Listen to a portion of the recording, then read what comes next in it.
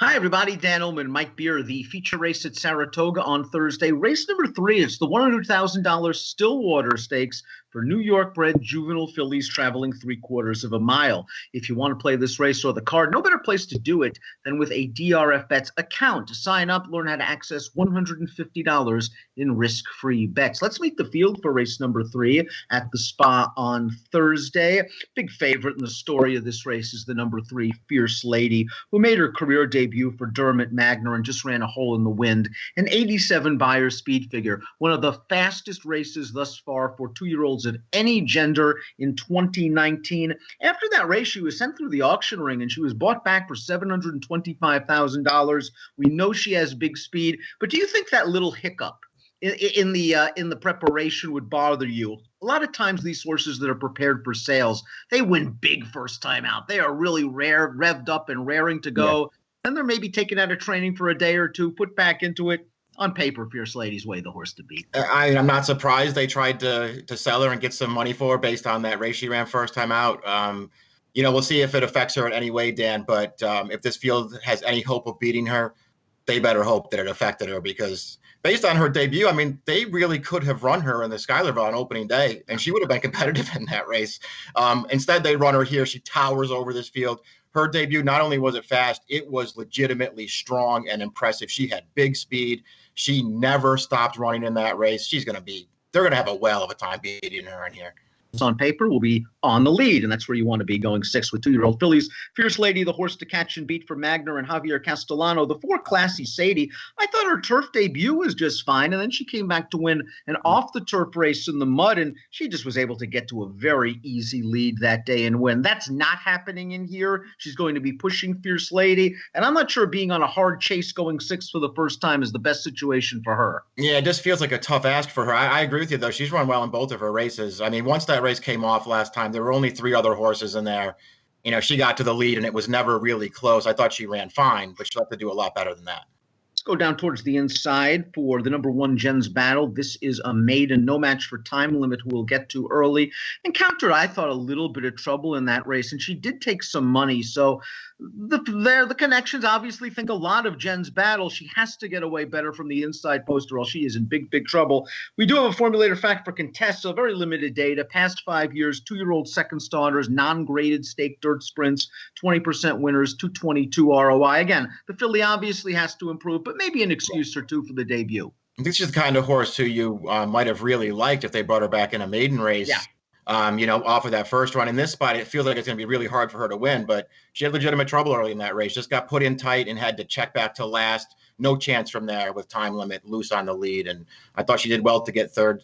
Dan, she's interesting underneath at a price, I guess.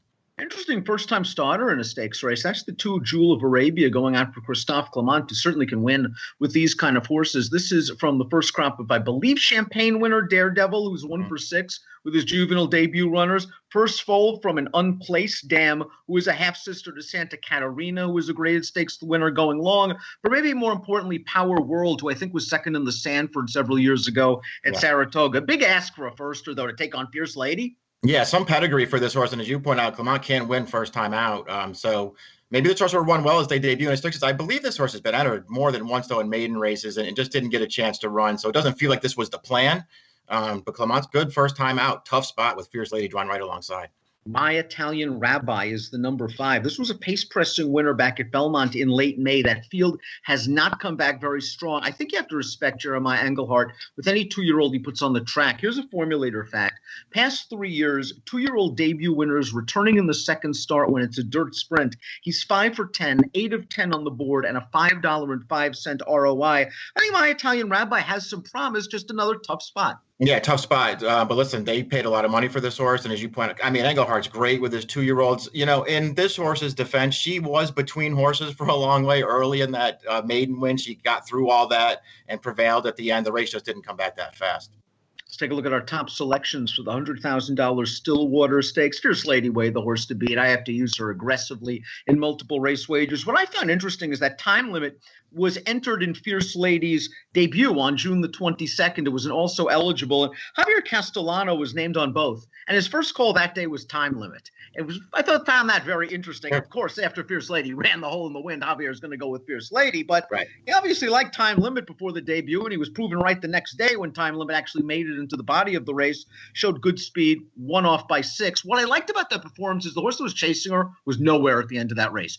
Fell far, far behind. This is a nice outside stalking post for Time Limit. If Classy Sadie decides to get aggressive with Fierce Lady, maybe Time Limit can get benefit from a pace setup. Obviously, from a 59 buyer to the 87 of Fierce Lady, there's a big, big gap. But this really showed some promise. And, I love the Boston Stones when they're early in their careers. Me too. I like this horse's debut just fine, Dan. I thought she ran really well. That horse did, fade pretty readily through the stretch after she took a run at this horse. So she did some good things first time out. I cannot bet against Fierce Lady in this race. It makes perfect sense the way Fierce Lady ran first time out. I'm going 6, 3, and 4. You're taking Fierce Lady on top. You'd single her in the early multis? I think I would just, take my stand with her. I think they're going to have a difficult time beating her. I went 3, 6, 1.